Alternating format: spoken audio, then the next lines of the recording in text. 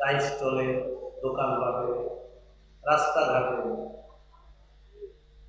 সবার মাঝে কথা হলো হুজুররা এক হয়ে গেলে খবর আছে। খবর আছে মানে বুঝায় হুজুররা এক হয়ে গেলে সমস্ত বাতিল পন্থীদের অবস্থা খবর আছে। এটা হলো সাধারণ পাবলিকদের কথা। রাস্তাঘাটে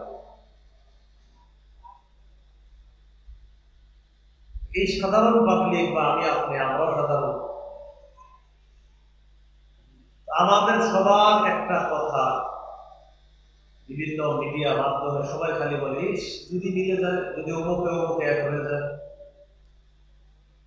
তো সবার এই কথাগুলো সামনে রেখে আমি কিছুদিন একটু পড়াশোনা করতে লাগলাম যে যদি এক হয়ে যায় এটার কোনো সমাধান আছে। আমি পড়াশোনা করে দেখলাম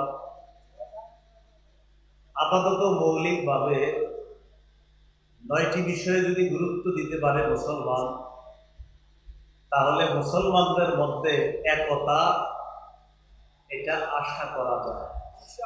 কয়টা বিষয়? এটা আমার পড়াশোনা, বাকি আরো বিজ্ঞ ওলামায়ে কেরাম আরো বেশি বলবো। আমার কাছে পড়াশোনা করে মনে হলো 9টা বিষয়ে গুরুত্ব দেওয়া দরকার একতাবদ্ধভাবে যদি আমরা কিছু করতে চাই। 9টি বিষয় আমি সংক্ষেপে বলি, এরপর বিস্তারিত। 9টি বিষয় সংক্ষেপে মনে রাখেন। 1 নম্বর, প্রতিটি মুসলমান ইসলামে পরিপূর্ণভাবে অনুপ্রবেশ করতে হবে। 2 নম্বর, প্রত্যেকটা মুসলমানের এই মানসিকতা থাকা যে আমি আল্লাহর দ্বীনের সহযোগী হব। 3 নম্বর, ভাতৃপ্রেম বাড়াতে হবে, ভ্রাতৃত্বের সম্পর্ক বাড়াতে হবে। 4 নম্বর, ঝগড়া বিবাদ কমিয়ে আন্তরিকতা বাড়াতে হবে। 5 নম্বর, দুনিয়ার বিলাসিতা বর্জন করা। 6 নম্বর, অধিকার আদায়ের লড়াই অব্যাহত রাখা। 7 নম্বর, আল্লাহর কাছে প্রত্যেকে দোয়া করা, আল্লাহ একজন যোগ্য নেতা দরকার, এই যোগ্য নেতা আপনি বানায় দেন যার মৌলিক কাজ হবে 4টা, সেটা আমি আলোচনা করব। 8 নম্বর, শুরা ব্যবস্থাকে গুরুত্ব দেওয়া। 9 নম্বর, শত্রুকে শত্রু ভাবা, তাকে বন্ধু ভাবার কোনো সুযোগ নাই, তার সাথে আপোষ করলেও শত্রু। এই হলো 9টা বিষয়। এটা হলো আমার ক্ষুদ্র পড়াশোনায় একতাবদ্ধ থাকার জন্য এই 9টি বিষয়ে মুসলমান গুরুত্ব দিতে হবে। এর মধ্যে 1 নম্বর, ইসলামে পরিপূর্ণভাবে প্রবেশ করা। সূরা বাকারার 208 নম্বর আয়াতে আল্লাহ তাআলা বলেন, ইয়া আইয়ুহাল্লাযীনা আমানু দুখুলু ফিস-সিলমি কাফা।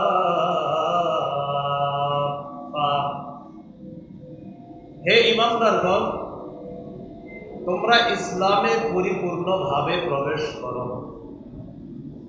সিলমুন শব্দটি সিনের উপরে জবর দিয়ে পড়া যায়, সিনের নিচে জের দিয়ে পড়া যায়। সিনের নিচে জের হলে হবে সিলমুন, অর্থ হবে ইসলাম। সিনের উপরে জবর হবে সালমুন, অর্থ হবে শান্তি।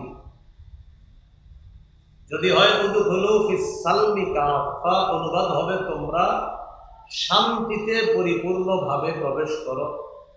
আর যদি হয় ফিস-সিলমি কাফা, তাহলে অর্থ হবে ইসলামে পরিপূর্ণভাবে প্রবেশ করো। সাহাবায়ে কেরামের বিশাল জামাত, তাদের দাবি হলো এখানে সিলমুন পড়াটাই বেশি উত্তম, অর্থাৎ ইসলাম অর্থ নেওয়াটাই উত্তম। সুতরাং আমরা আয়াতের অর্থ নিব, হে ঈমানদারগণ, তোমরা পরিপূর্ণভাবে ইসলামে প্রবেশ করো। তাহলে আপাতত মুসলমানের 9 করণীয় 1 নম্বর করণীয় কোথায়? পরিপূর্ণভাবে প্রবেশ করা, ইসলামে। এখন গুরুত্বপূর্ণ কথা, ইসলামে আমি পরিপূর্ণভাবে প্রবেশ করেছি কিনা এটা জানার মৌলিক 5টা আলামত আছে। কথা বলো, ইসলামে পরিপূর্ণভাবে প্রবেশ করা। তো মনে করেন করলাম, বলতেছি হুজুর জি জি আমি প্রবেশ করলাম। এখন আপনি ইসলামে পরিপূর্ণভাবে প্রবেশ করেছেন কিনা আপনার মধ্যে 5টা আলামত যদি দেখা যায়, তাহলে আশা করা যায় আপনি ইসলামে পরিপূর্ণভাবে প্রবেশের চেষ্টা চালাচ্ছেন। কয় আলামত? এই পাঁচটা কিন্তু এই নয়টার মধ্যে না। নয়া কথার প্রথম কথা ইসলামে পরিপূর্ণ প্রবেশ করা। আর আমি পরিপূর্ণ ইসলামে প্রবেশ করলাম কিনা, ইসলাম আমার মাঝে পূর্ণাঙ্গ আছে কিনা, এটা জানার জন্য মৌলিক কয়টা লক্ষণ দেখতে হবে? বলেন আমার সাথে। আত্মসমর্পণ, ইখলাস, বিশুদ্ধ আকীদা, আখলাক, লেনদেন। এই পাঁচটা। 1 নম্বর আত্মসমর্পণ করা আল্লাহর কাছে। 2 নম্বর ইখলাসের সাথে প্রতিটি ইবাদত করা। 3 নম্বর বিশুদ্ধ আকীদা রাখা। 4 নম্বর উত্তম চরিত্রের অধিকারী হওয়া। 5 নম্বর লেনদেন স্বচ্ছ থাকা। এই 5টির মধ্যে প্রথম লক্ষণ হলো আল্লাহর কাছে আত্মসমর্পণ করা। সূরা মুমিন বা সূরা গাফিরের 66 নম্বর আয়াতে আল্লাহ তাআলা বলেন, قل إني نهيت أن أعبد الذين تدعون من دون الله لما جاءني البينات من ربي وأمرت أن أسلم لرب العالمين। আল্লাহ তাআলা নবীকে বলেন, হাবিব আপনি বলেন, ইন্নী নুহিতু আন আ'বুদাল্লাযীনা তাদউনা মিন দুনিল্লাহ, তোমরা আল্লাহ ছাড়া যাদেরকে ডাকো তাদের ইবাদত করতে আমাকে নিষেধ করা হয়েছে। তোমরা আল্লাহ ছাড়া যাদেরকে ডাকো তাদের ইবাদত করতে আমি নবীকে নিষেধ করা হয়েছে। লাম্মা জাআনিয়াল বাইয়িনাতু মির রাব্বি, আমার রবের পক্ষ থেকে যখন স্পষ্ট প্রমাণ আদি এসে গিয়েছে, তখন আমার সামনে স্পষ্ট হয়ে গেছে আমার রব তিনি সত্য, তিনি ইলাহ, তিনি খালেক, তিনি রাজ্জাক। আমাকে নিষেধ করা হয়েছে তোমরা যাদেরকে আল্লাহর পরিবর্তে ডাকো আমি তাদের যেন ইবাদত না করি, তাদের ইবাদত করতে আমাকে নিষেধ করা হয়েছে। আর আদেশ করা হয়েছে কি, ওয়া উমিরতু আন মুসলিমা লিরাব্বিল আলামিন, আমাকে আদেশ করা হয়েছে আমি যেন বিশ্ব জগতের রব আল্লাহর কাছে আত্মসমর্পণ করি। এটা নবীজিকে বললেন।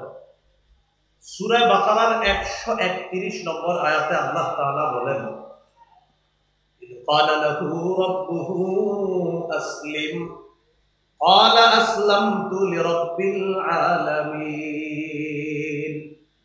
নবী ওই সময়কে স্মরণ করুন যখন ইব্রাহিম আলাইহিস সালাতু ওয়াস সালামকে তার রব বললেন, আসলিম, ইব্রাহিম আপনি আত্মসমর্পণ করেন। ক্বালা আসলামতু লিরাব্বিল আলামিন, ইব্রাহিম নবী জবাব দিলেন সাথে সাথে আমি বিশ্ব জগতের রব আল্লাহর কাছে আত্মসমর্পণ করলাম।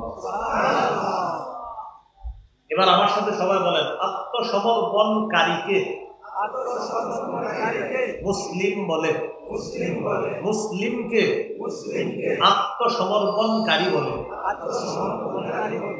ইব্রাহিম নবী বলেন আত্মসমর্পণকারী পিতা হিসাবে সন্তানদের ধর্মের নাম রেখেছে ইসলাম, আর তাদের নাম রেখেছে মুসলিম। ইব্রাহিম নবী আমাদের জাতির পিতা, তিনি আত্মসমর্পণকারী। আল্লাহ বলছে আত্মসমর্পণ করেন, তিনি বললেন করলাম। সূরা হজের ৭৮ নম্বর আয়াতে আল্লাহ তাআলা বলেন, মিল্লাতা আবিকুম ইব্রাহিম হুয়া সাম্মাকুমুল মুসলিমিন, ইব্রাহিম আলাইহিস সালাতু ওয়াস সালাম তোমাদের নাম রাখছে মুসলিম, তোমরা আত্মসমর্পণকারী জাতি, এই নামে তোমাদেরকে তোমাদের পিতা ইব্রাহিম নবী অভিহিত করেছেন। সুবহানাল্লাহ। আমরা আত্মসমর্পণকারী জাতি মানি আমরা মুসলিম, আমরা মুসলিম মানি আমরা আত্মসমর্পণকারী জাতি। বলেন তো ইসলামে পরিপূর্ণ প্রবেশ করেছি কিনা এটার কয় আলামত? 1 নম্বর আমি আত্মসমর্পণকারী মুসলিম কিনা। 2 নম্বর ইখলাস, আমার প্রতিটা ইবাদত ইখলাসের সাথে হয় কিনা। যেমন আমি আপনাদের এখানে ওয়াজ করার জন্য আসলাম, আমার এই নিয়ত হতে হবে, আমি কিছু কথা বলবো, এই কথাগুলো যেন মানুষ বুঝতে পারে, বুঝে আমল করতে পারে, এই নিয়ত হওয়া। শ্রোতাদের এই নিয়ত থাকা, আজকে মাহফিলে যে আলোচকরা আসবেন তাদের কণ্ঠস্বর যেমনই হোক না কেন, তারা যদি কোরআন হাদিসের কথা বলে, এতে কণ্ঠস্বর একটু সুন্দর হোক আর একটু কম সুন্দর হোক, কোরআন হাদিস বললেই হলো, তার কণ্ঠ যেমনই হোক, আল্লাহর কথা তার কণ্ঠে আসবে, আমি সেই কথা শুনব। এই নিয়ত শ্রোতারা করবে। নাসাইর বর্ণনা 3140 নম্বর হাদিস। এই হাদিসের মধ্যে আছে, এক ব্যক্তি রাসূলুল্লাহ সাল্লাল্লাহু আলাইহি সাল্লামকে জিজ্ঞাসা করলেন, আরাআইতা রাজুলান গাযা ফি সাবিলিল্লাহ ইয়ালতামিসুল আজরা ওয়াদ যিকরা ফামা লাহু ইয়া রাসূলুল্লাহ। এক ব্যক্তি রাসূলুল্লাহ সাল্লাল্লাহু আলাইহি সাল্লামকে জিজ্ঞাসা করলেন, হুজুর ওই ব্যক্তির ব্যাপারে আপনার কি অভিমত, যে ব্যক্তি আল্লাহর রাস্তায় জিহাদ করেছে দুই নিয়তে। কয় নিয়তে? এক নম্বর, ইয়ালতামিসুল আজরা, তিনি সওয়াব কামাই করবে, আল্লাহর কাছ থেকে প্রতিদান পাবে, এই নিয়তে তিনি জিহাদ করেছে। দুই নম্বর, ওয়াদ যিকরা, সারা দুনিয়ার মানুষ তাকে বড় মুজাহিদ বলবে, এই নিয়তে সে জিহাদ করেছে। ফামা লাহু ইয়া রাসূলুল্লাহ, হুজুর সে কি প্রতিদান পাবে? قال رسول الله صلى الله عليه وسلم لا شيء له, নবীজি বললেন সে কিছুই পাবে না। আদাহা সালাসা মাররাত, প্রশ্নটি নবীজিকে তিনবার করলেন, নবীজি তিনবার বললেন লা শাইআ লাহু, লা শাইআ লাহু, লা শাইআ লা, সে কিছুই পাবে না, সে কিছুই পাবে না, সে কিছুই পাবে না। কারণ একদিক দিয়ে সে আল্লাহর কাছ থেকেও পাইতে চায়, আরেক দিক দিয়ে মানুষের সুনাম কুড়াতে চায়। সুনাম কুড়াতে চাওয়ার কারণে তার পুরো আমলটা বরবাদ, সে কিছুই পাবে না।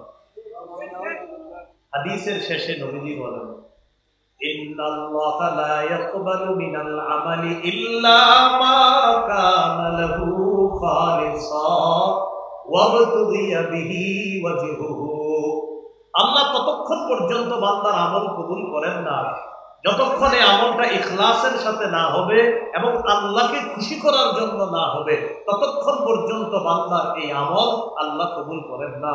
আল্লাহ আমাদের সকলকে প্রতিটা আমল ইখলাসের সাথে যেন করতে পারি তৌফিক দান করেন।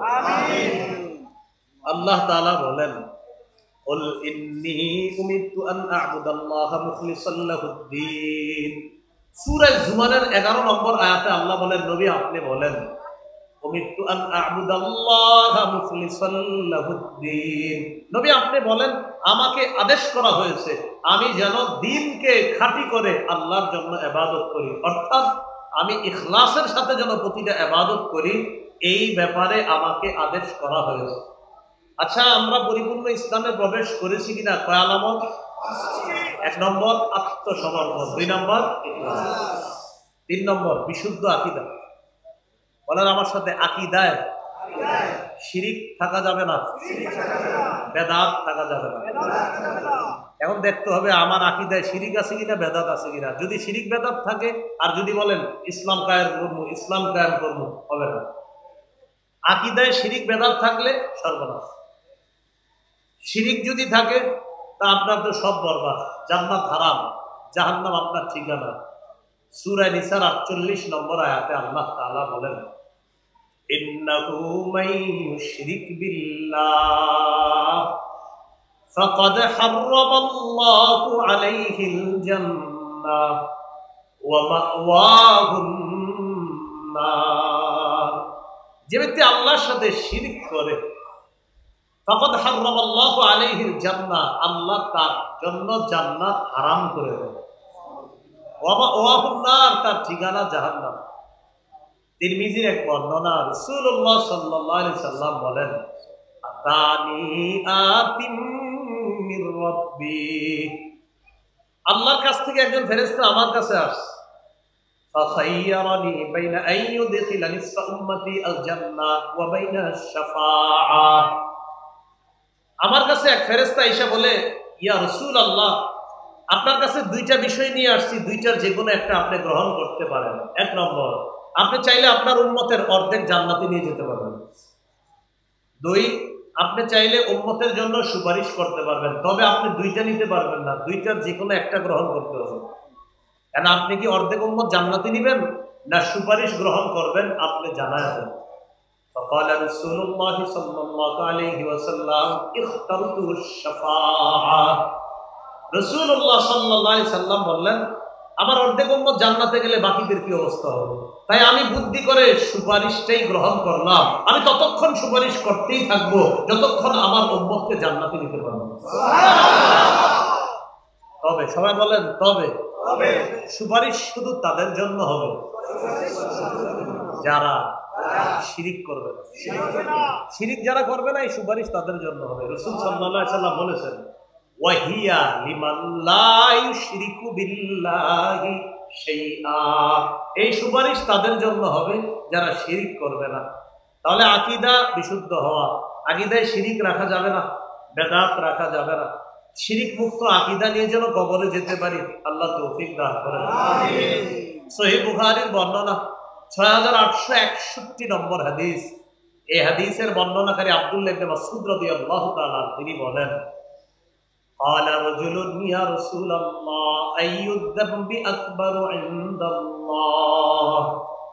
এক ব্যক্তি রাসূলুল্লাহ সাল্লাল্লাহু আলাইহি সাল্লামের কাছে জানতে চাইলেন, হুজুর আল্লাহর কাছে সবচেয়ে বড় পাপ কোনটি? قال رسول الله صلى الله عليه وسلم أن تدعو لله ندا وهو خلقك। আল্লাহ তোমাকে সৃষ্টি করেছেন, এই আল্লাহর সাথে অন্য কাউকে সমকক্ষ হিসাবে ডাকা, এটা হলো সবচেয়ে বড় পাপ। ক্বালা সুম্মা আইয়ুন ইয়া রাসূলুল্লাহ। প্রশ্ন করলেন, এরপর সবচেয়ে বড় পাপ কোনটি? ক্বালা রাসূলুল্লাহ সাল্লাল্লাহু আলাইহি ওয়াসাল্লাম আন তাকতুলা ওয়ালাদাকা মাখাফাতা আইয়াতআমা মা'আক। এরপর সবচেয়ে বড় অপরাধ তুমি তোমার সন্তানকে এই ভয়ে হত্যা করা যে সন্তান তোমার খাদ্যে অংশগ্রহণ করবে, এই ভয়ে সন্তানকে হত্যা করা। সন্তান প্লেটে খাবে এই ভয়ে সন্তানকে হত্যা করা। এরকম হত্যাকাণ্ড এই এলাকায় ঘটে না, কিন্তু পৃথিবীতে ঘটে। এলাকা না ঘটলেও কোথায় ঘটে বলেন? পৃথিবীতে। কিভাবে ঘটে? এক সন্তান নেওয়ার পর 10 বছর আর সন্তান হয় না, 5 বছর সন্তান হয় না। কেন? তাই কে খাওয়াবে? তো এই জাতীয় মানসিকতা তো এইদিকে নাই, আমি ভাবছি নাই।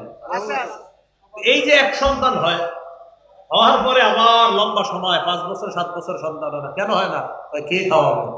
আল্লাহ তাআলা বলেন, ওয়ালা তাকতুলু আওলাদাকুম খাশইয়াতা ইমলাক। সূরা বনী ইসরাঈলের 32 নম্বর আয়াত আল্লাহ তাআলা বলেন, ওয়ালা তাকতুলু আওলাদাকুম খাশইয়াতা ইমলাক। সূরা বনী ইসরাঈলের 33 34 এই আয়াতগুলো, 32 33 34 আয়াতগুলোতে অনেকগুলা নিষেধাজ্ঞা আছে। এর মধ্যে একটা, লা তাকতুলু আওলাদাকুম খাশইয়াতা ইমলাক, দারিদ্রতার ভয়ে তোমাদের সন্তানকে তোমরা হত্যা করো না।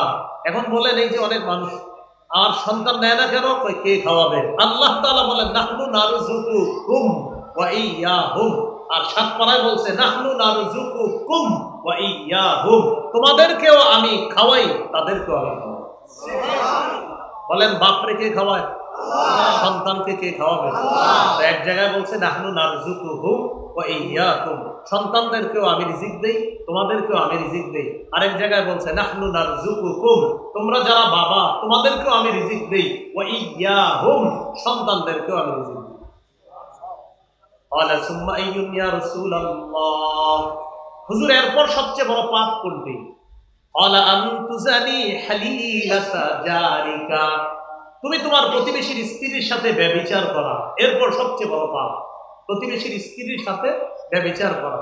প্রতিবেশীর স্ত্রী এলাকায় আমানত, তার দিকে খারাপ দৃষ্টি না দেওয়া প্রতিটা মুসলমান যুবক, ছোট বড় সবার দায়িত্ব কর্তব্য। এলাকার একটা অন্যের স্ত্রী, তার দিকে যেন কেউ খারাপ দৃষ্টি না দেয়, এটা ছিল এলাকাবাসীর দায়িত্ব কর্তব্য।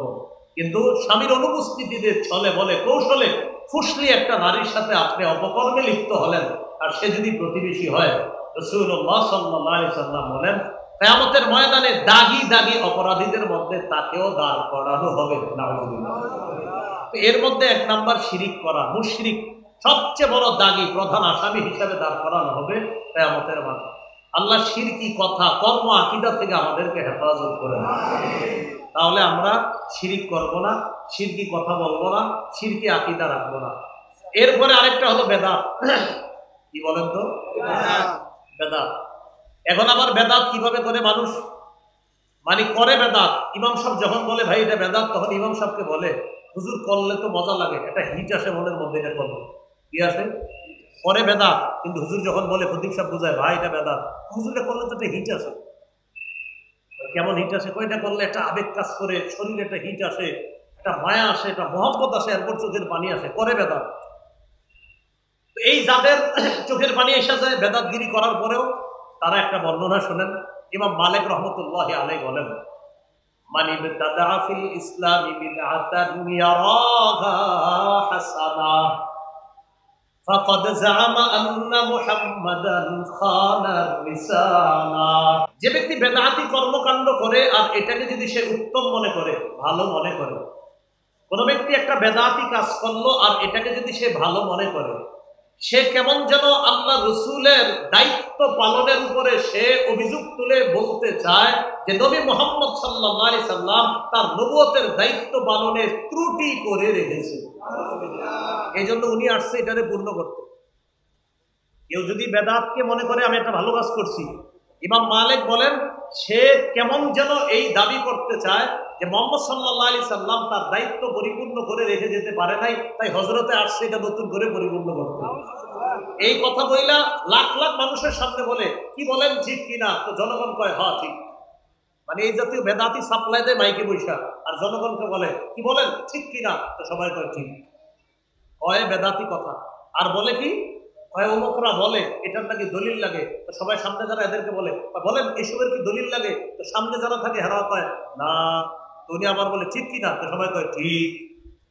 বেদাত কথা বলে, বেদাত কাজ করে, আর দেখবেন আমাদের মতো কারো কারো নাম নিয়ে গালিও দিয়ে দিতে পারে।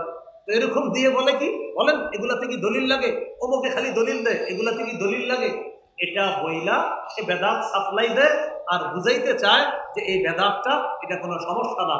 ইমাম মালিক বলেন তুমি আল্লাহ রসুলের দায়িত্বের উপরে তুমি অভিযোগ করলা যারা এই জাতীয় বেদাত দিল। আল্লাহ আমাদেরকে হেফাজত করে। বেদাতি কর্মকাণ্ডের ব্যাপারে রাসূলুল্লাহ সাল্লাল্লাহু আলাইহি সাল্লাম হাদিস থেকে আমাদেরকে বেদাত শিখিয়ে দেয়। সহিহ বুখারীর 2697 নম্বর হাদিস। হাদিসের বর্ণনাকারী আম্মাজান আয়েশা সিদ্দিকা রাদিয়াল্লাহু তাআলা আনহা। রাসূলুল্লাহ সাল্লাল্লাহু আলাইহি ওয়াসাল্লাম বলেন, মান আহদাসা ফি আমরিনা হাদা মা লাইসা ফিহি ফাহুয়া রাদ্দুন। সবাই আমার সাথে বলেন, যে ব্যক্তি আমাদের শরীয়তের মধ্যে ইবাদতের নামে সওয়াবের আশায় নতুন কোনো কিছু আবিষ্কার করে, এটা বেদাত, এটা প্রত্যাখ্যান করা হবে। তাহলে ইবাদতের নামে সওয়াবের আশায় নতুন কিছু আবিষ্কার করার নাম কি? বেদাত। কি করা হবে? প্রত্যাখ্যান করা হবে, সদা সর্বদা এটা পরিত্যাগ করবে। সহিহ বুখারীর বর্ণনা 6583 নম্বর হাদিস, 6584। এই দুই হাদিস মিলিয়ে রাসূল সাল্লাল্লাহু আলাইহি সাল্লাম বলেন, আনা ফারাতুকুম আলাল হাউজ। কিয়ামতের ময়দানে আমি তোমাদের আগে আগে হাউজে কাউসারের পাড়ে চলে যাব। মান মাররা আলাইয়া শারিবা ওয়া মান শারিবা লাম ইয়াজমা আবাদা। নবীজি সাল্লাল্লাহু আলাইহি সাল্লাম বলেন, যে ব্যক্তি আমার সামনে দিয়ে অতিক্রম করবে সে কাউসারের পানি পান করবে, আর যে পানি পান করবে সে আর কখনো পিপাসার্ত হবে না। সুবহানাল্লাহ। লা ইয়ারিদান্না আলাইয়া আকওয়াম ইয়ারিফুনি ওয়া আ'রিফুহুম ওয়া ফি রিওয়ায়াতিন আ'রিফুহুম ওয়া ইয়ারিফুনানি। নবী বলেন, আমার সামনে একদল মানুষ আসবে, তাদেরকে আমি চিনবো, তারাও আমাকে চিনবে। নিয়ম অনুযায়ী আমি তাদেরকে পানি পান করাবো।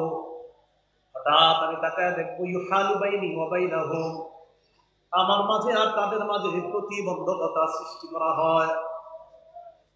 আকুলু ইয়া রাব্বি ইন্নাহুম মিন্নি, আমি বলবো আল্লাহ তারা তো আমার উম্মত।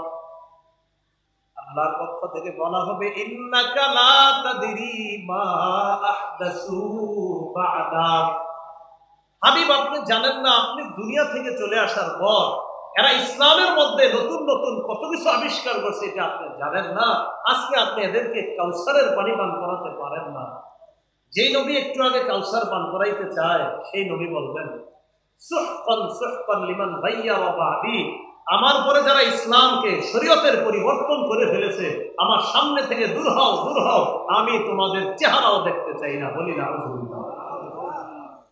এবার আমার সাথে বলেন, যে বেদাত করে, যে কোনো বেদাতিকে আশ্রয় দেয়, উভয়ের উপর আল্লাহর অভিশাপ, ফেরেশতাদের অভিশাপ, সকল মানুষের অভিশাপ। অনেক মানুষ কি করে, নিজে বেদাতি কর্মকাণ্ড করে, অথবা অন্য কোনো বেদাতির জন্য 2 কাঠা জমিন দিয়ে দেয়, 3 কাঠা জমিন দিয়ে দেয়।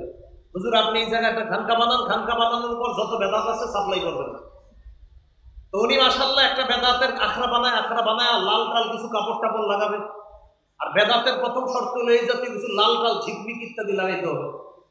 তো এইগুলা লাগানো মানে লাল দেখলেই একদল অনুসারী আর এরা বুঝে হ্যাঁ হ্যাঁ এনে আমগো লোক কয়, এরকম কি বলে কয় এনে আমগো লোক, মানে বুঝায় এনে যে আছে এ হলো আমাদের লোক মানে এরকম একটা কিছু করে। এখন দেখবেন আমার এই কথা শুনে অনেকে বলবে মনে হয় আমাদেরকে বলছে, তো আপনারা করলে আপনাদের কিন্তু বলছে, মানে মনে মনে বলবে কি এটা মনে হয় আমারে বলছে, আপনি বেদাতগিরি করলে তো আপনারই বলছে। আজীব মস্তিষ্ক সভা, বুঝছেন? দেখবেন চায়ের দোকানে গিয়ে দেখেন বলতেছে হুজুর এটা নিশ্চিত আমারে বলছে। জি ভাই, বেদাতগিরি আপনি করলে আপনারই বলছে। রাসূলুল্লাহ সাল্লাল্লাহু আলাইহি সাল্লাম কি বলে দেখেন, সহিহ বুখারীর বর্ণনা 3172 নম্বর হাদিস। قال رسول الله صلى الله عليه وسلم من أحدث فيها حدثا أو آوى محدثا فعليه لعنة الله والملائكة والناس أجمعين। যে ব্যক্তি নিজে বেদাতি কর্মকাণ্ড করে, যে ব্যক্তি কোন বেদাতিকে আশ্রয় প্রশ্রয় দেয়, তার উপর আল্লাহর অভিশাপ, ফেরেশতাদের অভিশাপ, সকল মানুষের অভিশাপ। আল্লাহ আমাদের সকলকে বেদাতি কর্মকাণ্ড এবং বেদাতি আকীদা থেকে সমূলে আমরা যেন এগুলা থেকে একদম সুন্দরভাবে আমরা ফিরে আসতে পারি, এবং বেদাত নামক কর্মকাণ্ড যদি আশেপাশে থাকে সমূলে যেন এলাকা থেকে সরায় দিতে পারি। আল্লাহ তৌফিক দান। এবার একটা কথা শোনেন, বলেন আমার সাথে, কোন এলাকায় একটা বেদাত প্রতিষ্ঠিত হয়ে গেলে তাদের উপর আল্লাহ রাগ করে একটা সুন্নত উঠায় আনে, তওবা করা ছাড়া সেই জাতিকে কিয়ামতের আগে সেই সুন্নত আল্লাহ আর ফিরিয়ে দেন না। একটা বেদাত এলাকায় প্রতিষ্ঠিত হয়েছে আপনাদের চোখের সামনে, আর আপনারা খালি বলছেন থাক থাক, বেদাত হয়েছে আর বলছেন থাক। এই থাক থাক করতে করতে প্রথমে সালাফিরা ছিল, একা ছিল, একা থাকার পরে এরপরে তার অনুসারী বাড়ছে। আর এটাই কিন্তু নিয়ম। দেখবেন কিছু মানুষ যখন প্রথম বেদাতের আর সূচনাটা এইভাবে হয়, হঠাৎ দেখবেন এক জায়গায় একজন, তার গায়ে পোশাক আদি ইত্যাদি কম, 2-4 জন পাশে বসে থাকে। যদি বলে এইভাবে বসে রয়েছে, এর না বসছেন ভাই কি যে আছে এটা তো বুঝবেন না, কি আছে তো দেখাই যেতেছে, বলতেছে কি আছে। আমার এই কথাটা মনে রাখেন, এখনো পীরের নাম কিভাবে হয় ল্যাংটা। আমি পীরের বিরোধিতা না, কিন্তু ল্যাংটা পীর এই মানে এই নামটা এটা তো একটা মাথায়ও লাগায়, কিন্তু শরমেরও ব্যাপার। যে আপনি কি বললেন ছোটবেলা আপনার বাচ্চা ল্যাংটা কারা হয়? বাচ্চারা না। একটা পীরের নাম আপনি দিয়ে দিলেন ল্যাংটা। মানে আচ্ছা আপনি শরীয়ত, ঠিক আছে শরীয়ত আপনার কি বলে সেটা পরে বলি, আপনার আকলে জিজ্ঞাসা করেন আপনি নামটা দিলেন কিভাবে? কি পীর, কি পীর? ল্যাংটা পীর। এটা তো অসুস্থ মস্তিষ্ক ছাড়া এটা সম্ভব না। এবং একদল মানুষ এটারে আপনার বলতেন কি যে আছে জানেন না, তো নামের মধ্যেই তো বোঝা যাইতেছে কি আছে। রাসূলুল্লাহ সাল্লাল্লাহু আলাইহি সাল্লাম বলেন, এলাকায় একটা বেদাত প্রতিষ্ঠিত হয়ে গেলে ওই এলাকা থেকে একটা সুন্নত আল্লাহ উঠায় নেয়, এই জাতির উপরে আল্লাহ রাগ করে তাদেরকে সেই সুন্নত ফিরায় দেয় না। আমি এই হাদিসটা নিয়ে চিন্তা করি, মেসওয়াক করা সুন্নত সবাই জানি। আম্মা জানা আয়েশা সিদ্দিকা বলেন, নবী ঘর থেকে যখন বের হতেন সর্বশেষ মেসওয়াক করতেন। ঘরে ঢুকে সমস্ত কাজের সর্বপ্রথম নবী মেসওয়াক করতেন। ঘর থেকে বের হতেন, সর্বশেষ কাজ মেসওয়াক। ঘরে ঢুকতেন, সর্বপ্রথম কাজ নবীর মেসওয়াক। নবীজি বলেন, জিবরিল আমিন আমাকে এত বেশি মেসওয়াক করতে বলছে, আমি টেনশনে পড়ে গেলাম, না জানি আমার দাঁতগুলো ভেঙে ফেলতে হয় মেসওয়াক করতে করতে, এত বেশি মেসওয়াক করতাম। আব্দুল্লাহ ইবনে ওমর রাদিয়াল্লাহু তাআলা আনহুমা বিছানায় মেসওয়াক রেখে দিতেন, ঘুম ভাঙতো মেসওয়াক করতেন, আবার ঘুমায় গেছে মেসওয়াক পাশে রাখা, আবার ঘুম ভাঙছে আবার মেসওয়াক করছে, আবার এইভাবে রাখা, আবার ঘুম ভাঙছে আবার মেসওয়াক করছে। আরে আপনি এত মেসওয়াক করেন কেন? হাবিবের হাদিস থেকে বুঝছি মেসওয়াকের গুরুত্ব কত। এই সুন্নতটা আমরা সবাই জানি, কিন্তু পালন করতেছি না কেন? ওই আমার আপনার চোখের সামনে বেদাত হচ্ছে, বাধা দিচ্ছি না, আল্লাহ রাগান্বিত হয়ে আমাদেরকে তৌফিক দিচ্ছে না মেসওয়াক করা। অসংখ্য অগণিত সুন্নত করতে পারি কিন্তু করতেছি না। আপনি দেখবেন অসংখ্য মানুষ এই খানার শুরুতে বিসমিল্লাহ বলা, আপনার অটোমেটিক ভাবে আমরা বিসমিল্লাহ বলতেছি না, অথচ সবাই জানি বিসমিল্লাহ বলা সুন্নাহ, কিন্তু এরপরেও বিসমিল্লাহ বলতে ভুলে যাচ্ছি কেন? আল্লাহ রাগ করে, সামনে বেদাত হচ্ছে, রাগান্বিত হয়ে এই সুন্নাহের তৌফিক দিচ্ছে না। বলছিলাম এলাকায় বেদাত প্রতিষ্ঠিত হয়ে গেল, এটা সবাই মিলে প্রতিহত করা দায়িত্ব কর্তব্য, বলেন ইনশাআল্লাহ। এলাকায় বেদাত প্রতিষ্ঠিত হতে দিয়েন না। ক্বালা রাসূলুল্লাহ সাল্লাল্লাহু আলাইহি ওয়াসাল্লাম মাবতাদা কওমুন ফি দীনিহিম বিদআতান ইল্লা নাযাআল্লাহু মিন সুন্নাতিহিম সুন্নাতা সুম্মা লা ইউঈদুহা ইলাইহিম ইলা ইয়াউমিল কিয়ামাহ। সুনানে দারিমি হাদিসের কিতাব 54 নম্বর হাদিস। রাসূলুল্লাহ সাল্লাল্লাহু আলাইহি সাল্লাম বলেন, কোন জাতি যখন তাদের ধর্মের মধ্যে একটা বেদাত আবিষ্কার করে, আর এই বেদাত যদি এলাকায় প্রতিষ্ঠিত হয়ে যায়, আল্লাহ সেই জাতি থেকে একটা সুন্নত ছিনায় নেয়, কিয়ামতের আগে ওই জাতিকে সেই সুন্নত আর আল্লাহ ফিরায় দেন। আল্লাহ আমাদেরকে হেফাজত করেন, আমিন। তাহলে প্রিয় ভাইয়েরা বলেন আমার সাথে সবাই, শিরকি আকীদা রাখবো না,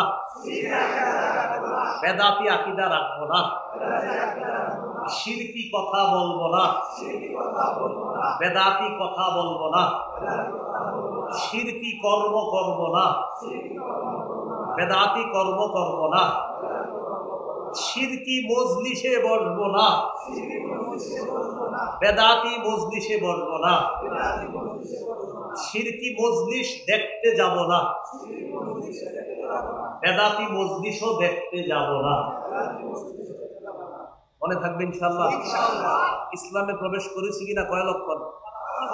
1 নম্বর আত্মসমর্পণ, 2 নম্বর ইখলাস, 3 নম্বর বিশুদ্ধ আকীদা, আকীদায় বেদাত থাকা যাবে না, শিরক থাকা যাবে না। 4 নম্বর উত্তম চরিত্র, এটা জরুরি বিষয়। উত্তম চরিত্র এটা মসজিদের সামনের কাতারেই বোঝা যায় উত্তম চরিত্রের বিষয়টা। কোথায়? মসজিদের সামনের কাতার।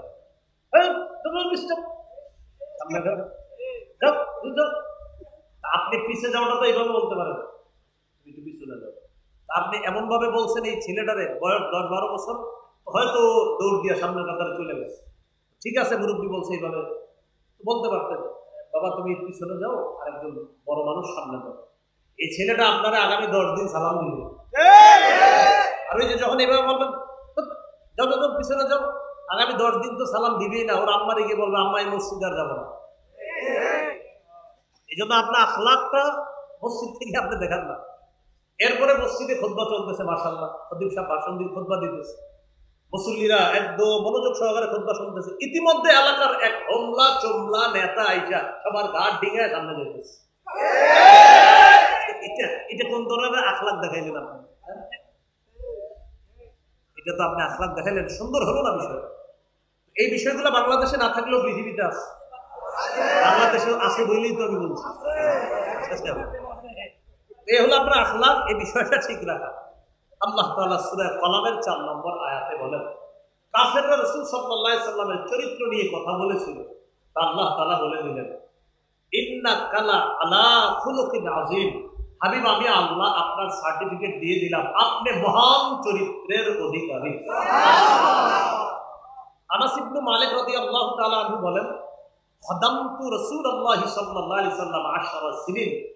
আমি 10 বছর রাসূলুল্লাহ সাল্লাল্লাহু আলাইহি সাল্লামের খেদমত করলাম। কোনদিন বলেননি কেন এটা করেছো, কোনদিন বলেননি কেন এটা করনি। 10 বছরে কোনদিন বলেননি এটা কেন করেছো, এটা কেন করো নাই। 10 বছরও এমনটা বলেননি, যদিও এটা বলা নাজায়েজ না। তুমি কেন করেছো বলা জায়েজ আছে, তুমি এটা কেন করো নাই এটা বলা জায়েজ আছে, কিন্তু নবী কখনো এটা বলেন নাই।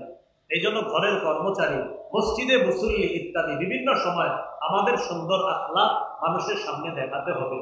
এজন্য ছোট থেকে ছোট নেকির কাজ এটাও ছাড়া যাবে না। আপনি একজনকে চা পান করাইতেছেন, এই চা পান করানোর সময় তার সামনে বসলেন, আর চা পান করানোর সময় আপনার চেহারাটা একটু হাস্যোজ্জ্বল রাখলেন, সুন্দর একটা অবয়ব আপনি প্রকাশ করলেন, আর বুঝাইলেন তাকে আপনি অনেক মহব্বত করতেছেন। রাসূলের হাদিস প্রমাণ করে এই ছোট্ট আমলটা চা পান করাইলেন আর তার দিকে একটু সুন্দর হাসি মাখা মুখে তাকাইলেন, হতে পারে এটা আপনাকে জান্নাতে নিয়ে যাবে।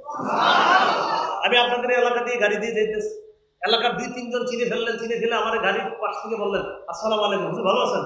তো আমি গাড়ির ভিতর থেকে শুধু হাসি মুখে বললাম, এবার একটা হাসি মুখে আপনাদের শুধু মাথাটা নাড়াইলাম।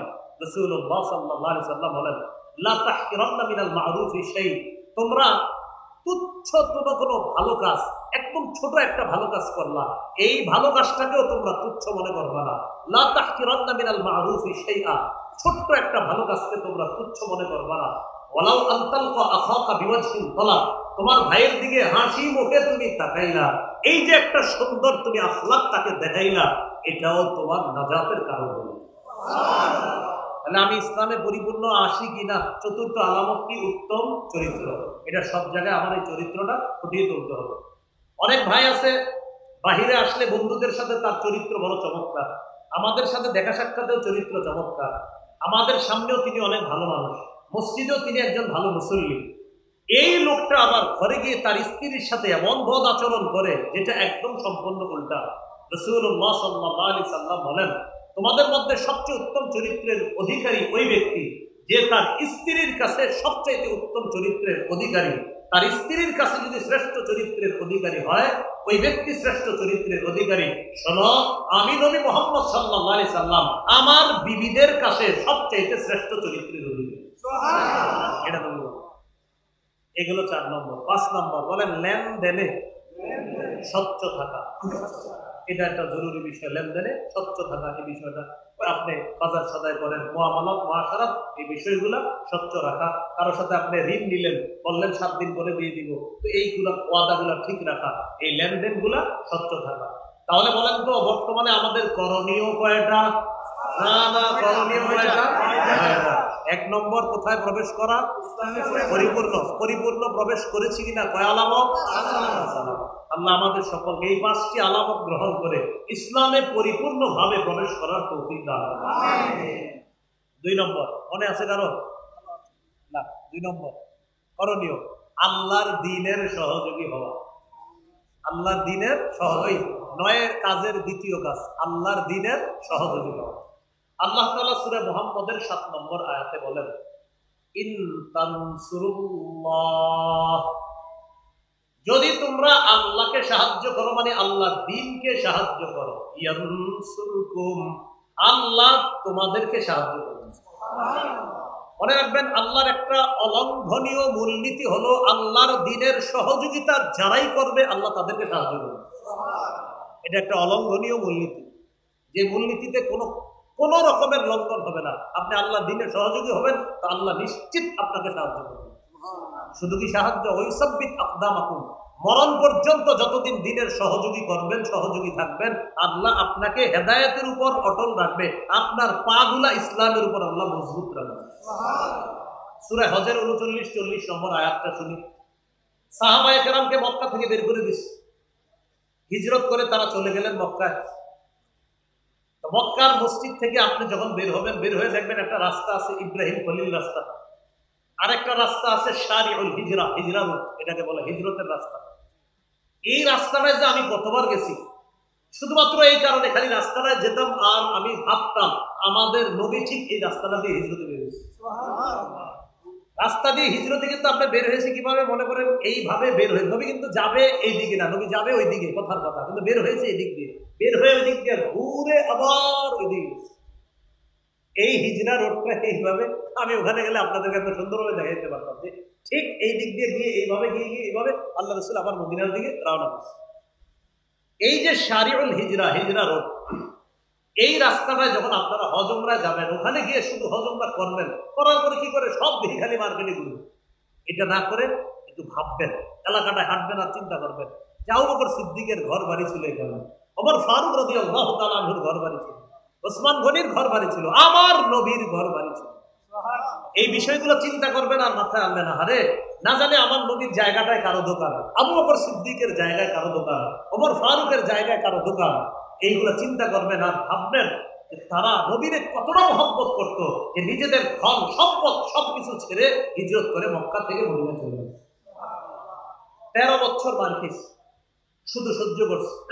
সহ্য করার পর যখন মদিনায় গেছে আল্লাহ তাআলা বলে দিলেন উযিনা লিল্লাযীনা ইউকাতালুনা বিআন্নাহুম যুলিমু ওয়া ইন্নাল্লাহা আলা নাসরিহিম লাকাদির। যাদেরকে অত্যাচার করা হচ্ছে তারা মাজলুম, যাদেরকে অত্যাচার করা হচ্ছে তারা কি মাজলুম। 13 বছর অত্যাচার করা হয়েছে। কয় বছর? 13 বছর অত্যাচার করা হয়েছে সাহাবায়ে কেরাম। 15 বছর না, কিন্তু 13 বছর। মানে ওখানে কোরআনে কয় বছর? 13 বছর অত্যাচার করা হয়েছে। বিআন্নাহুম যুলিমু, তারা মাজলুম। আল্লাহ তাআলা বলেন তাদেরকে বের করে দেওয়া হয়েছে ঘর থেকে। আল্লাযীনা উখরিজু মিন দিয়ারিহিম বিগাইরি হাক, তাদেরকে অন্যায়ভাবে ঘর থেকে বের করে দেওয়া হয়েছে। তাদের অপরাধ কি? ইল্লা আইয়াকুলু রাব্বুনাল্লাহ, তাদের অপরাধ তারা বলতো আমাদের রব আল্লাহ। অপরাধ কি? রব আল্লাহ, বাস এটাই অপরাধ ধরছে। কাফেররা বের করছে কেন? কি অপরাধে বের করছেন? এরা কয় রব আল্লাহ। কি কারণে সাহাবীদেরকে বের করে দিছে? তারা বলে রব আল্লাহ। তো তোমরা কি কও? আমরা বলি আল্লাহ প্রধান আর আমাদের দেবদেবীরা হলো সহযোগী। আল্লাহ প্রধান, লাত উজ্জাত মানাত, এরা হলো সহযোগী। আর সাহাবীরা তারা শুধু বলে রব আল্লাহ। তো এই জন্য বের করে দিচ্ছে। আল্লাহ বলেন 13 বছর সহ্য করছো। উজিনা, এবার জিহাদের অনুমতি দেওয়া হলো। কিসের অনুমতি দেওয়া হলো? এরপরে 40 নম্বর আয়াতে আল্লাহর অলঙ্ঘনীয় সেই মূলনীতিটা আল্লাহ বলে দিচ্ছেন, ওয়ালা ইয়ানসুরান্নাল্লাহু মাইয়ানসুরুহু, যে ব্যক্তি আল্লাহকে সাহায্য করবে, আল্লাহ দ্বীনের সহযোগী হবে, তারা সংখ্যায় যদি 313 হয় অবশ্যই আল্লাহ তাদেরকে সাহায্য করবে। সংখ্যায় যদি কম হয় আল্লাহ তাদেরকে কি করবেন? সাহায্য করবেন। হ্যাঁ, এটা হলো আল্লাহর অলঙ্ঘনীয় বিধান। প্রিয় ভাইরা, সংখ্যায় যদি কম হন তো আল্লাহর দ্বীনের সহযোগী হন, আল্লাহর ওয়াদা আমি আল্লাহ তোমাদেরকে সাহায্য করব। তাহলে কি শিখলাম আমরা? আল্লাহর দ্বীনের সহযোগী হওয়া, এটা হলো বর্তমান পরিস্থিতিতে আমরা মুসলমানদের দ্বিতীয় কাজ। 3 নম্বর কাজ বলেন ভাতৃ প্রেম বাড়িয়ে দেওয়া, ভাতৃত্বের সম্পর্ক বাড়ানো। কে মাযহাবি, কে লামাযহাবি, কে ওয়াহাবি, কে সুন্নি, আপাতত এই বিষয়টা বাদ দিয়ে সবাই এক হয়ে যেতে হবে। শোনেন, কিছুদিন পরে আবার না হয় আমরা শুরু করলাম যে ভাই শোনো, এবার হাত কোথায় বাঁধবা, কদিন পরে শুরু করি। কখন? আগে আমাদের গোড়াটা মজবুত করে নিই। মজবুত করার পরে এরপরে না হয় হইলো কি, তুমিও মুসলমান আমিও মুসলমান, এবার আসো কি বলো, হাত কই বাঁধলেন এটা নিয়ে কথা হবে। তো চলেন এবার কথা বলি। তো আগে কি, আগে চলো আমরা ইসলামটা একটু মজবুত করে নিই, এরপরে আমরা কথা বলবো, সমস্যা নেই। এটা হলো আমার একটা প্রাণের দাবি, মনের দাবি। আপাতত এই ইয়াটা কিছুদিন অফ রেখে আপাতত মুসলমান সবাই ভাতৃত্বের সম্পর্কটা বাড়া। যদি মুসলমানরা খালি আপনার কিছুদিনের জন্য এক হয়ে যায় আর কোনো মতে যদি নির্বাচনটা হয়ে যায়, মুসলমানদের এদেশে ইসলাম ঠেকানোর সামর্থ্য কারণ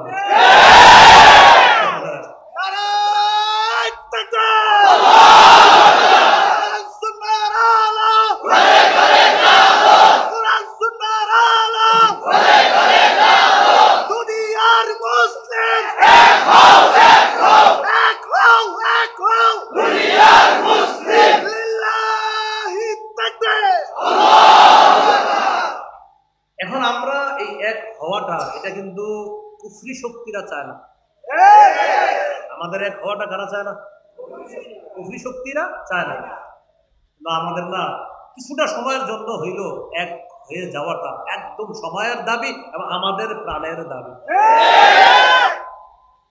জানি না কি হয়, আল্লাহর কাছে আমরা দোয়া করতে থাকি, আল্লাহ তৌফিক দান করুন। এই হলো আপনার 3 নাম্বার, ভ্রাতৃত্বের সম্পর্ক বাড়িয়ে দেওয়া। আপনি কে? আমার ভাই। আমি কে? আপনার ভাই। আপনারা কে? আমার ভাই। আমি কে? আপনাদের ভাই। আপাতত এই পরিচয়টা কিছুদিন এক হয়ে যাওয়া। এটা আল্লাহ সূরা হুজুরাতের 10 নম্বর আয়াতে বলে, ইন্নামাল মুমিনুনা ইখওয়াহ, মুমিনরা পরস্পর ভাই ভাই। মুমিনরা পরস্পর কি? ভাই ভাই। এবার একটা হাদিস বলি, হাদিসের অনুবাদটা আমরা সবাই করব। সহিহ মুসলিমের বর্ণনা 6000 সহিহ মুসলিমের বর্ণনা 6435 নম্বর হাদিস। এই হাদিসের মধ্যে আসছে রাসূলুল্লাহ সাল্লাল্লাহু আলাইহি সাল্লাম বলেন, লা তাহাসাদু ওয়ালা তানাজাশু ওয়ালা তাবাগাদু ওয়ালা তাদাবারু ওয়ালা ইয়াবি'বাদুকুম আলা বাই'i বাদিন। বলেন সবাই, তোমরা পরস্পর হিংসা করো না, তোমরা পরস্পর ঝগড়া করো না, পরস্পর বিদ্বেষ পোষণ করো না, একে অপরের ক্ষতি করার জন্য আড়ালে শত্রুতা করো না। একজনের ক্রয় বিক্রয় চলাকালীন আরেকজন ক্রয় বিক্রয় করবা না। এটা হলো কেমন? ভাই মাছ কত? 200 টাকা। 195 দেই না ভাই, 200 দিলে দিব। তো ঠিক আছে 200 টাকা দেন, তাহলে চুক্তি হয়ে গেল 200। পাশে দিয়ে একজন দেখে মাছটা খুব সুন্দর, আমি 220 টাকা দেবো, এটা নিষেধ, এই কাজটা নিষেধ। তাহলে নবী আমাদেরকে নিষেধ করলেন, হিংসা করো না, পরস্পর বিদ্বেষ পোষণ করবা না, একে অপরের ক্ষতি করার জন্য আড়ালে শত্রুতা করবা না। তো আমরা নবীজির কাছে জানতে চাই, হাবিবটা আমরা কি করবো? নবীজি বলে দিলেন, কুনু ইবাদাল্লাহি ইখওয়ানা। বলেন, হে আল্লাহর বান্দারা, তোমরা পরস্পর ভাই ভাই হয়ে যাও। তাহলে আমাদেরকে কি হয়ে যেতে বলছে? তাহলে আপাতত হিংসা, বিদ্বেষ, পরশ্রী কাতরতা, লোভ লালসা ইত্যাদি এটা বাদ দিয়ে আপাতত কে কার সাথে বহস তর্ক ইত্যাদি কিছুদিন আমরা রাখি। আপাতত আমরা এক হই যে আমরা মুসলমান, যে কোনো মূল্যে এদেশে ইসলাম। মনের দাবি, তাদের দাবি আল্লাহ কবুল করে। কত গেল? 3। 4 নাম্বার, ঝগড়া বিবাদ কমায়া আন্তরিকতা বাড়ানো। ঝগড়া বিবাদ কমিয়ে আন্তরিকতা বাড়ানো, এটা কিভাবে করা যায়? এটা করা যায় কিভাবে? আমার সাথে ওনার ঝগড়া, আমাদের দুইজনের বেশি একসাথে বসাইতে হবে। আমার সাথে ওনার ঝগড়া, এই দুইজনের বারবার একসাথে চেয়ারের মুখোমুখি বসাতে হবে, 2 কাপ চা রাখতে হবে, কথার কথা কি একজনে আরো কিছু রাখবেন, এরকম দুইজনে বসা কথা বলাইতে হবে। আমি এটা বিশ্বাস করি, আমরা দূরে থেকে যে একজন আরেকজনের যতই বিরোধিতা করি, সামনে বসায় দেন, দেখবেন আমাদের মতো আপন কেউ নেই। এই ঝগড়া কমায় আন্তরিকতা বাড়াতে হবে।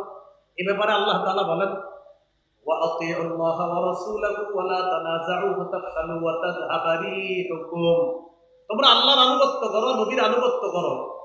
ওয়া লা তানাযাউ, তোমরা পরস্পর ঝগড়া করো না। যদি ঝগড়া করো ফাতাফশালু, দুর্বল হয়ে যাবা।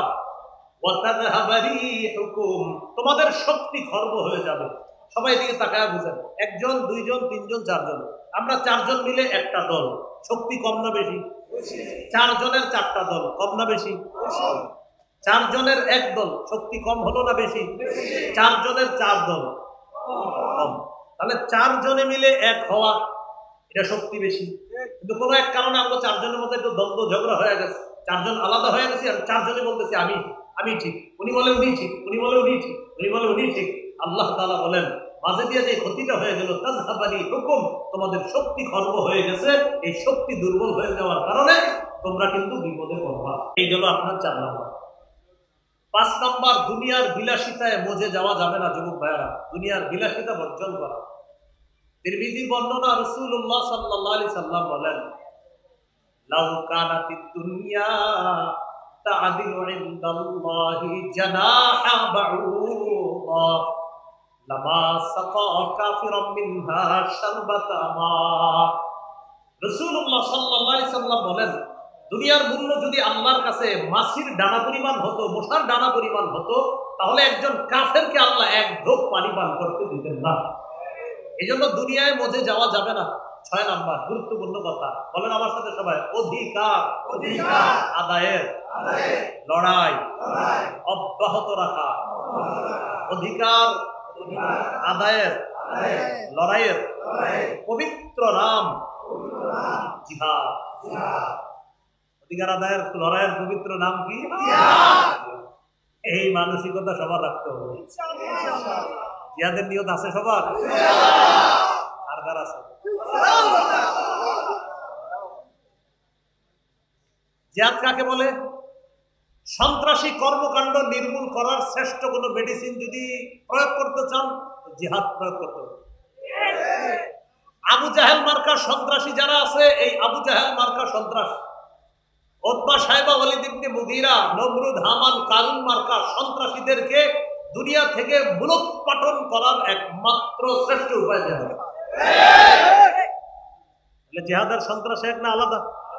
বলেন, জিহাদ আর সন্ত্রাস এক না আলাদা? বলেন সবাই, সন্ত্রাসী কর্মকাণ্ড নির্মূল করার শ্রেষ্ঠ একটা পবিত্র পদ্ধতি জিহাদ। আমরা এটা প্রত্যেককে, এই আজকে ওয়াজে শুনছেন এমন না, এখানে অনেকে আছেন, এই বিষয়টা পার্সোনালি প্রত্যেকে বলবেন যে ভাই শোনো, সন্ত্রাস আর জিহাদ এক না। সন্ত্রাস অপবিত্র, জিহাদ পবিত্র। সন্ত্রাস অপবিত্র, জিহাদ পবিত্র। এটা ঘরে ঘরে আপনার পৌঁছাইতে হবে। চা দোকানের সামনে আরেক মুসলমানকে আপনি বলতে হবে, ভাইয়া সন্ত্রাস অপবিত্র, জিহাদ পবিত্র। আবু জাহেল সন্ত্রাসী, হামান সন্ত্রাসী, কারুন ফেরাউন নমরুদ সন্ত্রাসী, ইব্রাহিম নবী মুজাহিদ, মুহাম্মদ সাল্লাল্লাহু আলাইহি সাল্লাম মুজাহিদ। এইভাবে আমরা মানুষকে বোঝাতে হবে। বলেন ইনশাআল্লাহ। قال رسول الله صلى الله عليه وسلم عليكم بالجهاد في سبيل الله فإنه باب من أبواب الجنة। রাসূলুল্লাহ সাল্লাল্লাহু আলাইহি সাল্লাম বলেন, তোমরা আল্লাহর রাস্তায় লড়াই, জিহাদ অব্যাহত রাখো। জিহাদ জান্নাতের দরজাসমূহের একটা দরজা, এটা হলো জিহাদ। এটার নাম কি বলেন তো? জিহাদ। টাকা আমার দিন, সবাই তাকান, আমি পানি পান করার জন্য আমরা নিতে পারি। বিসমিল্লাহ। কয়বার? বিসমিল্লাহ। কয়বার? দুইবার। এবার হাদিস শুনুন। قال رسول الله صلى الله عليه وسلم من قاتل في سبيل الله فوق ناقة وجبت له الجنة।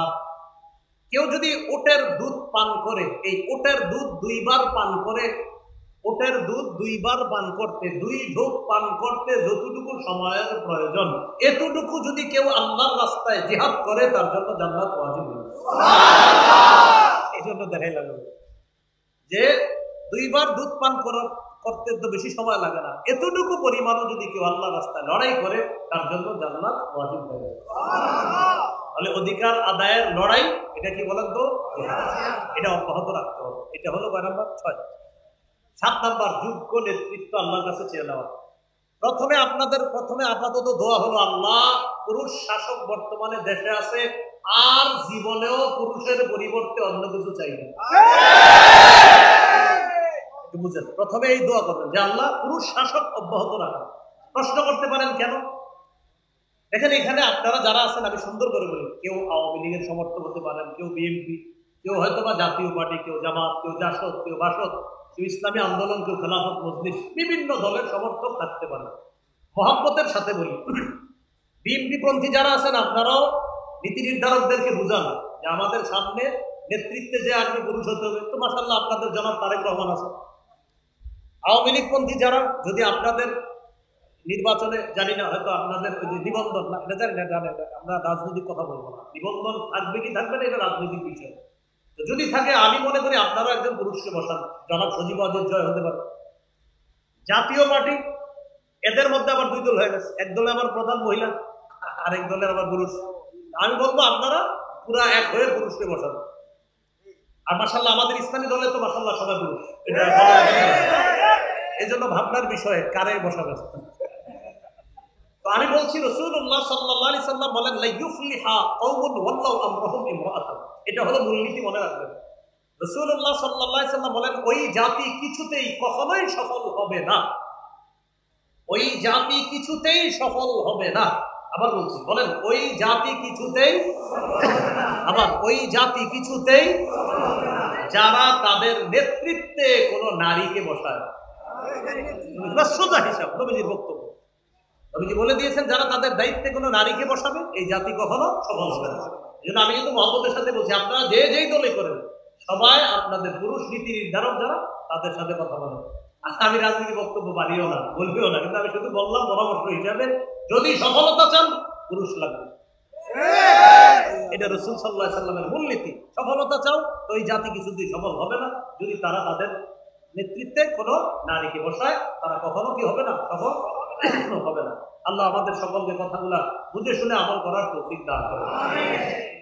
এবার পুরুষ যে শাসকটা হবে, আল্লাহর কাছে দোয়া করতে হবে, আল্লাহ এমন একজন শাসক বানায়া দেন যিনি মৌলিকভাবে আমাদের দেশে 4টি বিধান প্রথমে বাস্তবায়ন করবেন। কয়টি? 4টি বিধান বাস্তবায়ন করবেন। আল্লাহ তাআলা বলেন আল্লাযীনা ইম্মাক্কান্নাহুম ফিল আরদ আকামুস সালাহ ওয়া আতাউয যাকাতা ওয়া আমারু বিল মা'রুফি ওয়া নাহাউ আনিল মুনকার। সূরা হজের 41 নম্বর আয়াত। আল্লাহ তাআলা বলেন আমি যাদেরকে শাসন ক্ষমতায় বসাবো তাদের মৌলিক কাজ হবে চারটা। কয়টা? বলেন নামাজ কায়েম করা, যাকাত আদায় করা। যাকাতের বিধান যদি রাষ্ট্রীয়ভাবে চালু হয়ে যায়, সুদ সালাম দিয়ে ভাগবে। সুদ বলবে আমি আমি আমি আর থাকবো না, আমি বড় বিপদে আছি। কেন? যাকাত যেভাবে শুরু হয়েছে আমি সুদ আর টিকতে পারবো না। এলো 2 নাম্বার। 1 নাম্বার নামাজ কায়েম করা, 2 নাম্বার যাকাত বিধান পালন করবে, এটা হলো শাসকের দ্বিতীয় কাজ হবে। 3 নাম্বার ওয়া আমারু বিল মা'রুফ, নেক কাজের আদেশ করবে। 4 নাম্বার ওয়া নাহাউ আনিল মুনকার, অসৎ কাজ থেকে নিষেধ করবে। এই হবে শাসকের 4টা কাজ। তো অসৎ কাজ থেকে নিষেধ করবে, এখানেই তো সব আইসা যায়। এখানে আপনার সবকিছু এসে যায় যে কোন ধরনের দুর্নীতিকে যিনি প্রশ্রয় দিবেন না, এমন একজন শাসক হবে। তাহলে আমরা আল্লাহকে আজকে থেকে আমি যত মাহফিলে যাইতেছি, প্রায় মাহফিলে বা প্রায় জায়গায় ওয়াদা করাই যে ভাই আল্লাহর কাছে ডেলি প্রতিটা মুসলমান 2 রাকাত নামাজ অতিরিক্ত সালাতুল হাজাত এই নিয়তে বলবেন আল্লাহ মরণের আগে যেন এদেশে কোরআনের আইন দেখে যেতে পারে। 2 রাকাত নামাজ এই নিয়তে বলবেন মুসলমান হিসাবে। আমার ধর্মীয় গ্রন্থ কোরআন আমি আল্লাহর কাছে দোয়া করবো, আল্লাহ কোর্ট, সুপ্রিম কোর্ট, হাইকোর্ট, জজ কোর্ট, সংসদে আল্লাহ কোরআনের বিধান এটা দেখতে চাই। এখন আপনার হিন্দু বন্ধু কলিগ যারা চাকরি করে তাদেরকে বুঝাইতে হবে এইভাবে। তারা বলবে আচ্ছা তুমি যেহেতু ইসলামের জন্য দোয়া করো, কি হবে বলো তো? বলবেন ইসলাম যদি জিতে যায় আমিও নিরাপদ, তুমিও নিরাপদ। হিন্দুকে কি বলতে হবে? ইসলাম জিতে গেলে আমিও নিরাপদ, তুমিও নিরাপদ। এই বিষয়টা অমুসলিমদেরকে আমরা মুসলমানরা বুঝাতে হবে। হিন্দু, বৌদ্ধ, খ্রিস্টান সবাই ইসলাম যদি কায়েম হয় সবাই নিরাপদ থাকবে। যার প্রমাণ বন্যায় অসংখ্য অগণিত মুসলিম মসজিদ মাদ্রাসায় আছে। আল্লাহ কথাগুলো বোঝার তৌফিক দান করেন। এগুলো 7 নম্বর। 8 নম্বর শুরা ব্যবস্থা। শুরা ব্যবস্থা, পরামর্শ করে কাজ করা, এটা খুব জরুরি। যেমন উপদেষ্টা মন্ডলী এখন যারা, তারা দেখা যাইতেছে মাসে মাসে ওই রাজনৈতিক দলগুলোর সাথে পরামর্শ, এটা একটা ভালো দিক। তারা যে পরামর্শ করে এটা কিন্তু ভালো দিক। পরামর্শে অনেক কিছুর সমাধান আসে, এই পরামর্শ এটা জরুরি। বাকি পরামর্শ শুরা ব্যবস্থা এটা ইসলামী একটা শুরা ব্যবস্থা। এই বিষয়ে কথা বলা দরকার সবাই। শুরা জিনিসটা কি? খতিব সামনে জিজ্ঞাসা করবেন শুরা জিনিস কি? এই বিষয়গুলো বেশি বেশি আলোচনা হওয়া দরকার, এগুলো বোঝা দরকার। আল্লাহ তাআলা বলেন আশ-শাবিরহুম ফিল আমর, তবে আপনি তাদের সাথে যে কোনো বিষয়ে পরামর্শ করেন, পরামর্শ করার পর ফাইদা আযামতা, আপনি যখন দৃঢ় প্রতিজ্ঞা করে ফেলবেন ফাতাওয়াক্কাল আলাল্লাহ, তখন আল্লাহর উপর ভরসা করবেন। তাহলে 8 নাম্বার শুরা ব্যবস্থা, এটা জোরদার করা। আর এই বিষয়গুলো আমরা খুব গুরুত্ব সহকারে নেওয়া। শুধু দাওয়াত তাবলীগের সাথী ভাইরা পরামর্শ করে, মাশওয়ারা করে, মাশওয়ারার কাজটা সুন্নতটা ঘরে ঘরে চালু করতে হবে। আপনারা পারিবারিক মিটিং গুলো করেন না, মিটিং এর নাম দিবেন মিটিং না, বলবেন শুরা, মাশওয়ারা। মাশওয়ারা দিবেন, যে ঘরে বলবেন আজকে আমাদের পারিবারিক মাশওয়ারা। তো মিটিংটা না বলে আমরা একটা ইসলামী শব্দ বলি, সমস্যা কি? কি বলবো? মাশওয়ারা। আপনারা 4 জন 5 জন ব্যবসায়ী একসাথে ব্যবসা করেন, তো বলবেন ভাই আগামীকাল আমরা 5 জন একসাথে বসতে হবে। কেন? কোনো মিটিং আছে ভাই? এই জায়গায় এটা না বলে বলবেন ভাই কোনো মাশওয়ারা আছে? হ্যাঁ, আমাদের আগামীকালকে 5 জন ব্যবসায়ীর একটা মাশওয়ারা আছে। আমি চাইতেছি ইসলামী এই যে আপনার কথাগুলা, এই ইসলামী শব্দগুলা এটা মুসলমানদের মুখে মুখে উচ্চারিত হোক। এগুলো 8 নম্বর। 9 নম্বর বলেন শত্রুকে কোনোভাবেই বন্ধু ভাবার সুযোগ নাই। শত্রুকে বন্ধু বানানো যাবে না। হ্যাঁ, মাঝে মাঝে অভিনয় করতে পারি আমরা, হ্যাঁ হ্যাঁ ঠিক আছে ঠিক আছে তুমি, এর মানে এরকম না যে তুমি আমার বন্ধু। রাসূল সাল্লাল্লাহু আলাইহি সাল্লাম মদিনায় গেছে, ইহুদিদের সাথে কিছু বিষয়ে চুক্তি করছিলেন। তোমাদের বিপদে আমরা পাশে দাঁড়াবো, আমাদের বিপদে তোমরা পাশে দাঁড়াবো। এর মানে কি তাদের ইহুদিবাদকে সমর্থন করা? হ্যাঁ, আমাদের শত্রু যারা তাদেরকে এরকম বলতে পারি মাঝে মাঝে, হ্যাঁ হ্যাঁ ঠিক আছে আপনাদের এই কাজ এটা ঠিক আছে, এটা ঠিক না, ওটা ঠিক। মনে মনে রাখতে হবে চান্দু তুমি কিন্তু আমার শত্রু, মনে মনে রাখতে হবে। কারণ আল্লাহ তাআলা সূরা মাইদার 51 নম্বর আয়াতে বলছে ইয়া আইয়ুহাল্লাযীনা আমানু লা তাত্তাখিযুল ইয়াহুদা ওয়ান নাসারা আউলিয়া, হে ঈমানদারগণ ইহুদি খ্রিস্টানদেরকে অভিভাবক রূপে গ্রহণ করো না, এদেরকে বন্ধু বানাও না। বাদুহুম আউলিয়া বাদ, তারা একে অপরের বন্ধু। সাময়িক সময়ের জন্য মনে হবে সে তোমার উপকার করতে চায়, মনে রাখবা তোমার উপকারের পিছনে সে হাজারটা ক্ষতি করতে চায়। আল কুফরু মিল্লাতুন ওয়াহিদা, সমস্ত কুফরি শক্তিগুলা এক, এটা মনে রাখতে হবে। কুফরি শক্তি যদি এক হতে পারে, আমরা সব মুসলমানরা কেন এক হতে পারবো? এই হলো 9 নম্বর কথা, যে শত্রুকে বন্ধু হিসাবে গ্রহণ করা যাবে না, শত্রুকে শত্রু মনে করতে হবে। বলেন তো আমরা এদেশে ইনশাআল্লাহ ইসলামী মূল্যবোধে ইসলাম কিভাবে সামনের দিকে এগিয়ে নেওয়া যায়, এজন্য আপাতত আমাদের মৌলিক কয়টা কাজ করতে হবে? 9টা কাজ করতে হবে। 1 নাম্বার, পরিপূর্ণ কোথায় প্রবেশ করতে হবে? ইসলামে আমি পরিপূর্ণ প্রবেশ করেছি কিনা কয় লক্ষণ? 1 নম্বর আত্মসমর্পণ, 2 নম্বর ইখলাস, 3 নম্বর বিশুদ্ধ আকীদা, 4 নম্বর আখলাক, 5 নম্বর লেনদেনে স্বচ্ছ থাকা। 9 কাজের দ্বিতীয় কাজ আল্লাহর দ্বীনের সহযোগী হওয়া। 3 নম্বর ভ্রাতৃত্বের সম্পর্ক জোরদার করা, বাড়ানো। 4 নম্বর ঝগড়া বিবাদ কমিয়ে আন্তরিকতা বাড়ানো। 5 নম্বর দুনিয়ার বিলাসিতায় মজে যাওয়া যাবে না, এটা বিসর্জন করতে হবে। 6 নম্বর অধিকার আদায়ের লড়াই, এটা জেনে বুঝে অব্যাহত রাখতে হবে, এটার নাম জানি কি? 7 নম্বর যোগ্য নেতৃত্ব আল্লাহর কাছে চেয়ে নেওয়া। বলেন তো কোন নেতৃত্বে কখনোই সফলতা হবে না? এটা মাথায় রাখতে হবে। এটা হলো আপনার 7 নম্বর। 8 নম্বর সুরা ব্যবস্থা। 9 নম্বর আমরা শত্রুকে শত্রুই ভাবতে হবে, বন্ধু ভাবার সুযোগ নাই। শত্রু যদি কখনো বন্ধুত্বের হাত বাড়ায়, সেখানে মনে মনে শত্রু রেখেই তার সাথে আমাদের কোনো কথা হতে পারে, বন্ধু ভাবার কোনো সুযোগ নাই। আল্লাহ আমাদের সকলকে এই কথাগুলো বুঝে শুনে, আমি কথাগুলো রাখলাম, ওলামা হযরতরাও শুনছেন, আপনারা এই 9টাকে ব্যাখ্যা করে আরো অনেক বড় কিছু করতে পারেন, কোনো নিঃসন্দেহে। তা আমার কাছে মনে হলো আর কি এই 9টা বিষয়ে গুরুত্ব দেওয়া, হতে পারে আরো বেশি কিছু আছে। আল্লাহ আমাদের সকলকে যে কথাগুলো শুনলাম বললাম আমল করার, আমরা তো উঠবো না, আমল করার তৌফিক দান করেন। ছাত্রদেরকে পাগড়ি দেওয়া হবে, ওই আপনার পুরস্কার আছে, এটা দেওয়া হবে। এরপর আমরা যাবো, কয়েকটা ঘোষণা দিতে বলা হয়েছে, মিম্বরের আমানত যাদের লাগবে গাড়ি থেকে সংগ্রহ করবেন। মিম্বরের আমানত আছে।